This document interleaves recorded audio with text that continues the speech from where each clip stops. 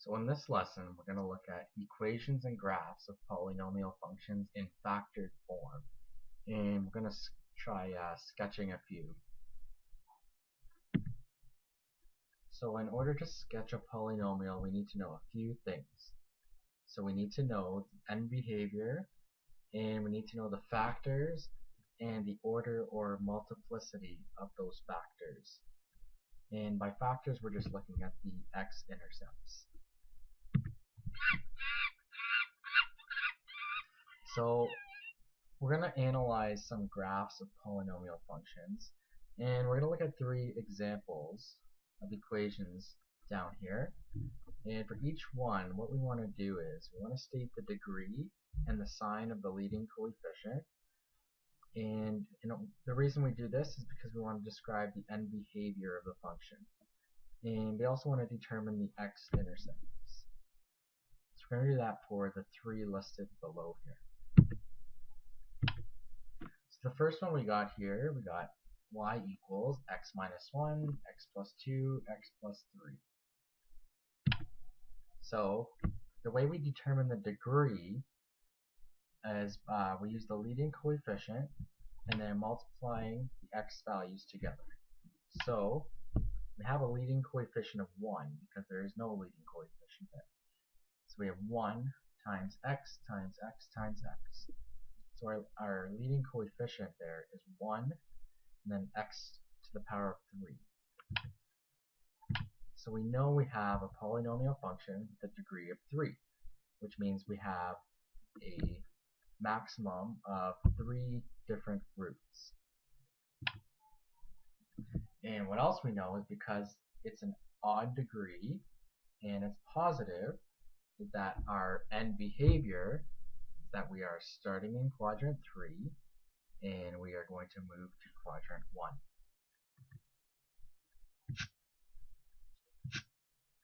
So if we look at the same example, now we need to figure out the x-intercepts. So just like before when we dealt with quadratics, in order to find the x-intercepts, we set the factors equal to 0. So we set x minus 1 equal to 0, x plus 2 equal to 0, and x plus 3 equal to 0. And then we solve. So we end up with our x-intercepts at x equals 1, x equals negative 2, and x equals negative 3. So we look at another example here. So in order to determine the degree and the leading coefficient, we have to multiply the x values and the a value together. So to do that, we take negative 2 times x, and because there's a squared up here, there's a squared over the x here, and multiply that by x, so we end up with negative 2 x cubed. So the leading coefficient is negative 2, and we have a third degree polynomial. So since the degree is odd and the leading coefficient is negative, we know that we have an end behavior that extends from quadrant 2 to quadrant 4. Then you want to figure out what are the x-intercepts or the roots. So we set them equal to 0. So we end up with x minus 1 equals 0 and x plus 2 equals 0. So we end up with roots that are x equals 1 and x equals negative 2.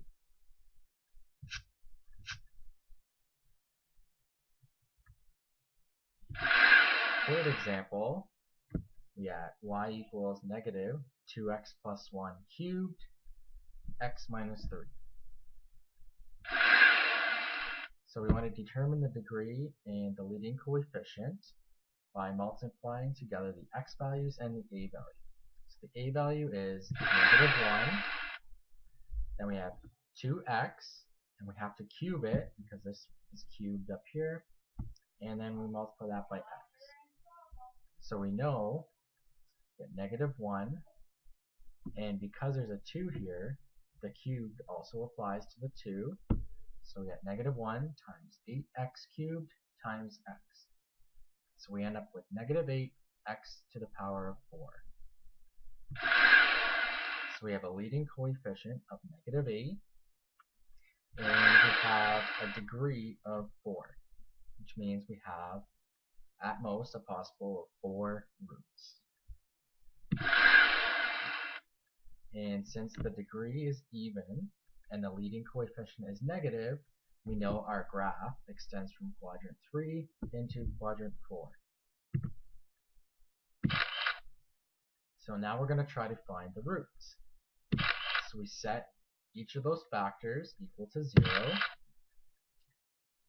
So we end up with 2x plus 1 equals 0 and x minus 3 equals 0. So we end up with 2 roots, x equals -½ and x equals 3.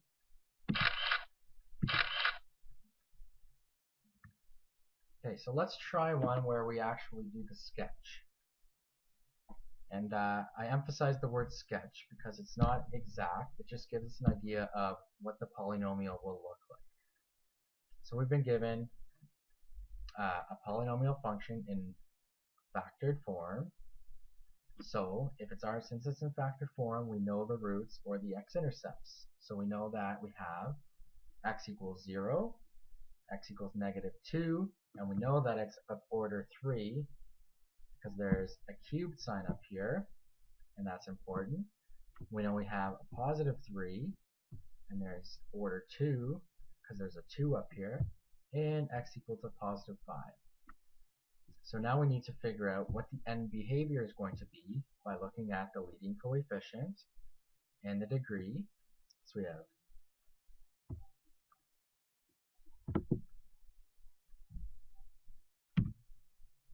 there shouldn't be a negative there.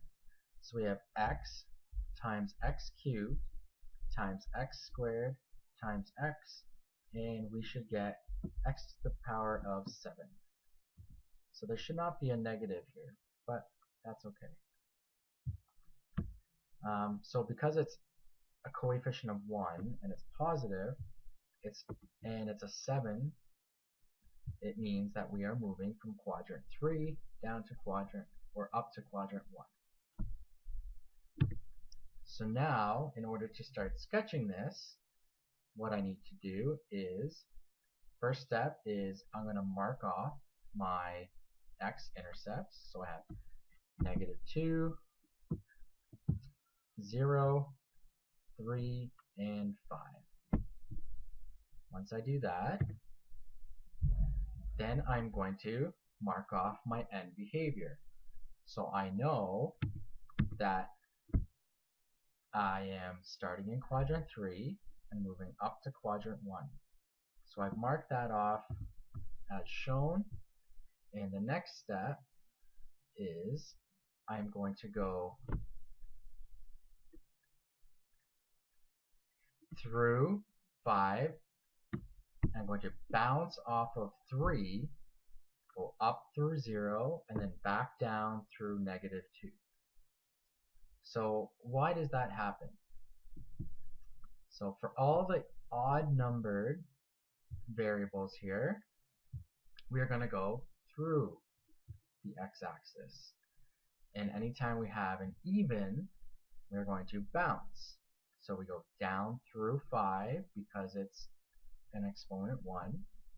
Then we bounce off of 3 because we have that squared there. Then we go up through 0, and then back down through -2, and it matches up with my end behavior. So you guys are going to try some of your own on the worksheet provided. Okay, so next we're going to just look at a few of the features of some polynomial graphs. So what we're going to do is we're going to, just by looking, we're going to state some of the state the x-intercepts, and we're going to state the intervals where the function is positive and where it is negative. So you got a graph here. So if we look at the graph, we know the x-intercepts, we've got -2, 1, and 3. Next, we're going to describe when the function is positive and when the function is negative.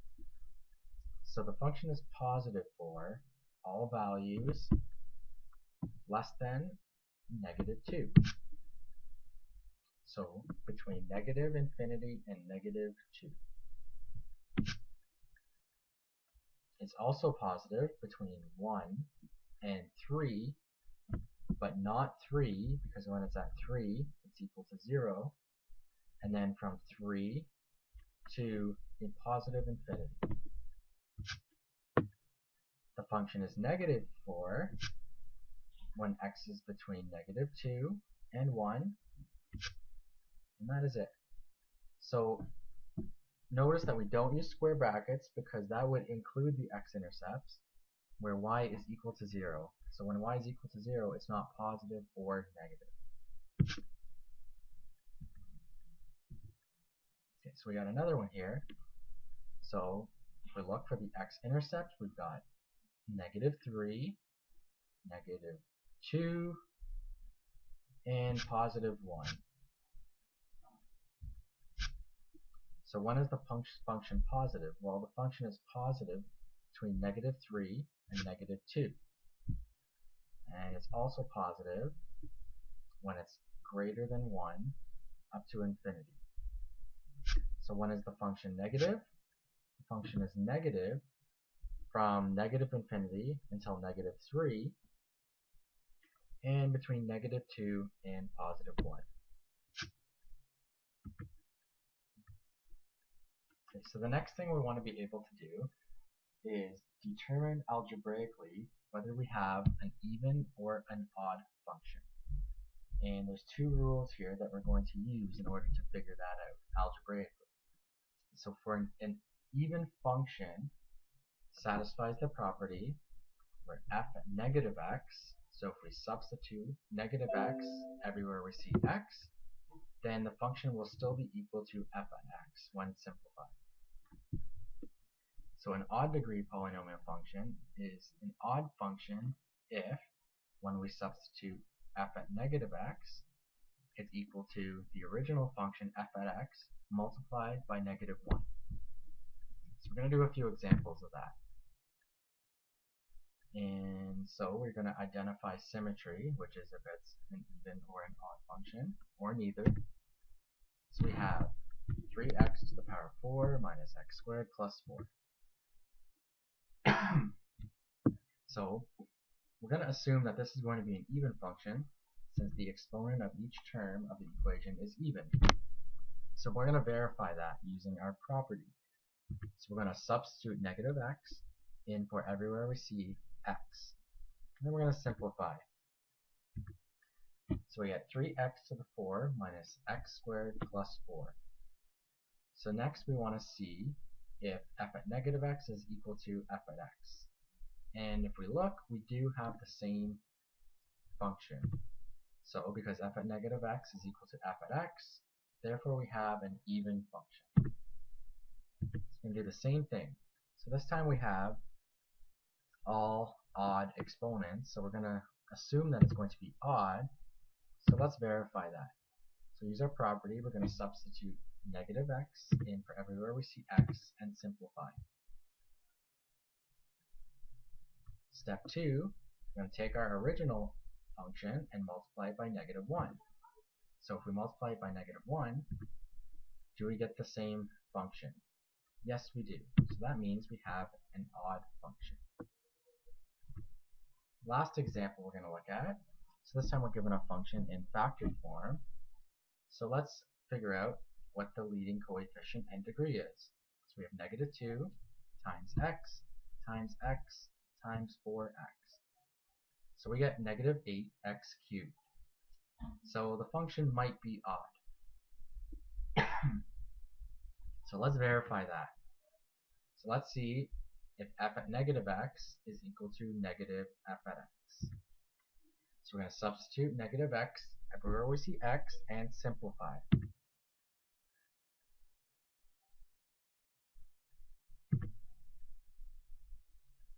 Now we're going to take our original function and multiply it by -1 and see if the functions are equal.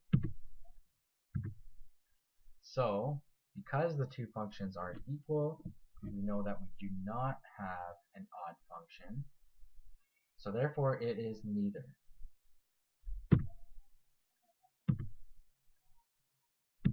So let's try this again. So we got another example. So this time we need to figure out what the leading coefficient is.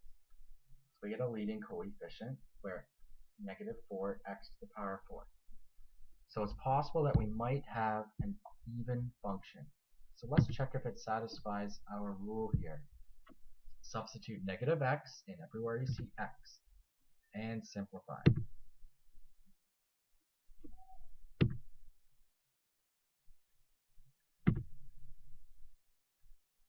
So do we get the same as our original function? And the answer is no. So because it's not equal to our original function, we do not have an even function. It is neither even or odd. So to summarize, when polynomial functions are in expanded form, all terms have even exponents, then the function is even. All terms have odd exponents, then the function is odd. The terms have odd and even exponents, then the function is neither. This is the end of the lesson.